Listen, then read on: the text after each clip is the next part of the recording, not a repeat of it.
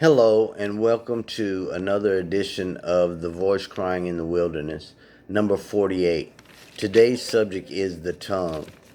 In order for us to regain self control, is to first realize that we have a problem. You won't be willing to admit you have a problem or what you are doing or saying is or may be wrong. The world is tricky, and so is the mind and the heart, in which neither one of these behave according to the will of God for you.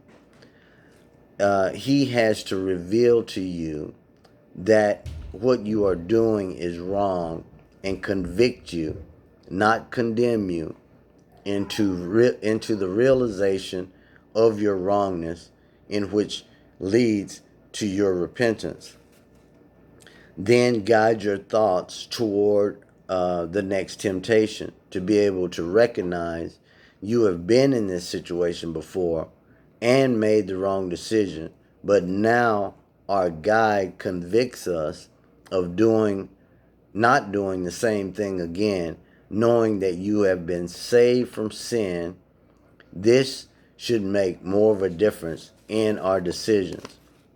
Always thinking Christ like thoughts, seeing everyone as Christ, seeing everything as Christ, promotes a reason to treat everything and everyone with the utmost respect.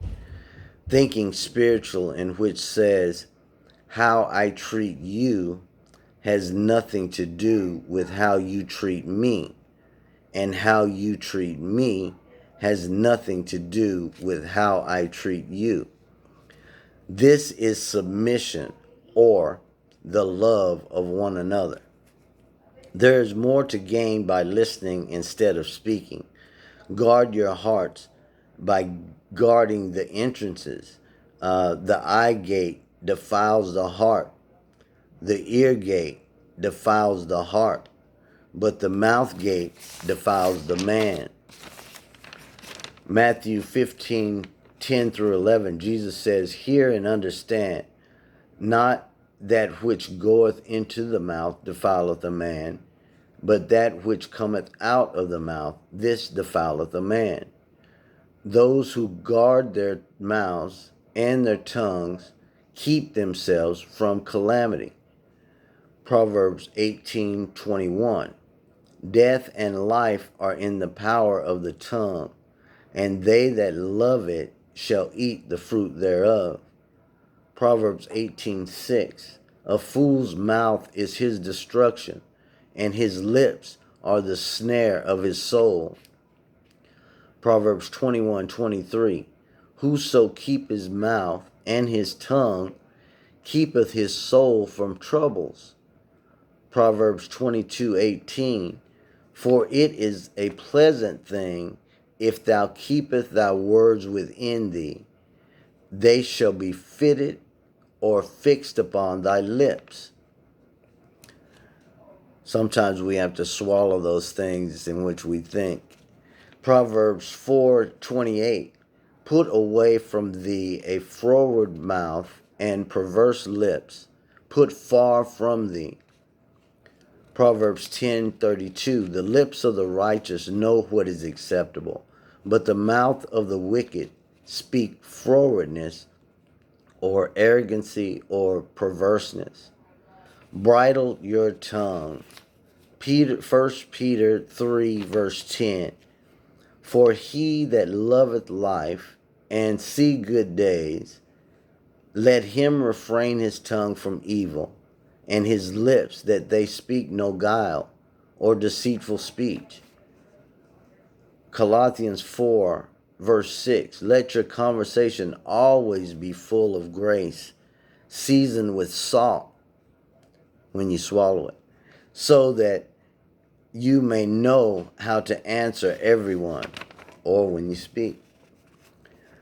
Ephesians 4 verse 28.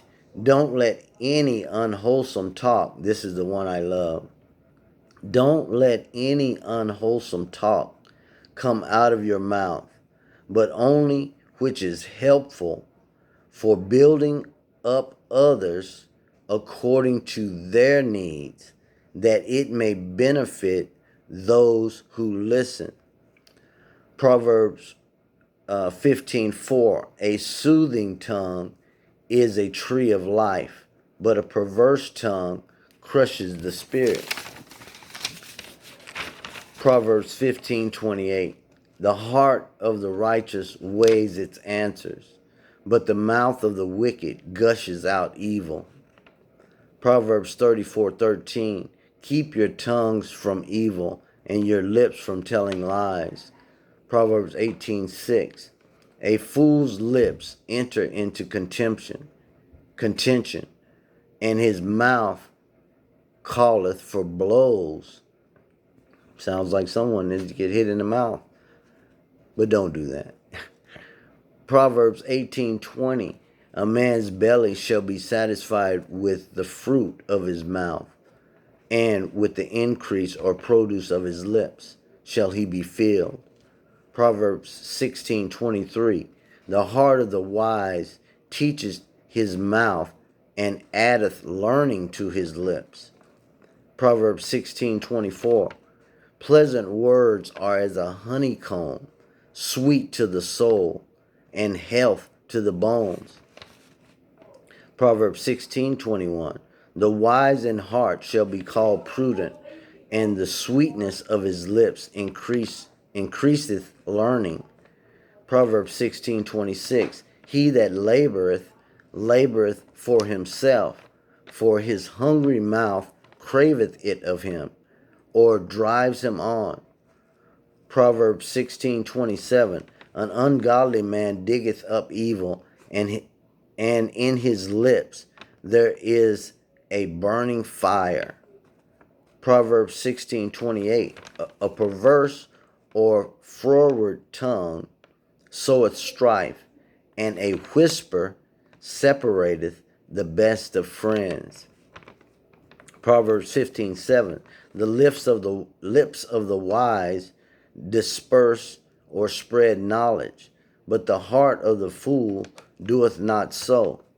Proverbs 14:3, in the mouth of the foolish is a rod of pride, but the lips of the wise shall preserve them. Proverbs 13:3, he that keepeth or guardeth his mouth keepeth or preserveth his life, but he that openeth wide his lips shall have destruction. Proverbs 12:17, he that speaketh truth showeth forth righteousness, but a false witness deceit. Proverbs 12:18, there is one who speaketh like the piercing of a sword, but the tongue of the wise is health. Proverbs 12:19, the lips of truth shall be established forever, but a lying tongue is only for a moment. Proverbs 12:22, lying lips are an abomination to the Lord, but those who deal truthfully are his delight. Proverbs 17:28, even a fool when he holdeth his peace is counted wise, and he that shutteth his lips is esteemed a man of understanding. Proverbs 10:21, the lips of the righteous feed many, but fools die for the want of wisdom. If you can't keep your tongue, your witness is worthless. We must bridle our tongues. An unfriendly person pursues selfish end, and against all sound judgment starts quarrels. Fools find no pleasure in understanding, but delight in airing their own opinions. When wickedness comes, so does contempt, and with shame comes reproach. The words of the mouth are as deep waters, but the fountains of wisdom is a rushing stream. Titus 3:1-2, remind the people to be subject to their rulers and authorities, and to be obedient, and ready to do whatever is good, to slander no one, to be peaceable and considerate, and always be gentle towards everyone. James 1 verse 19. Wherefore, my beloved brethren, let every man be swift to hear, slow to speak, and slow to anger or wrath.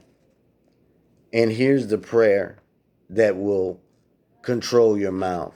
Psalms 141, verse 3.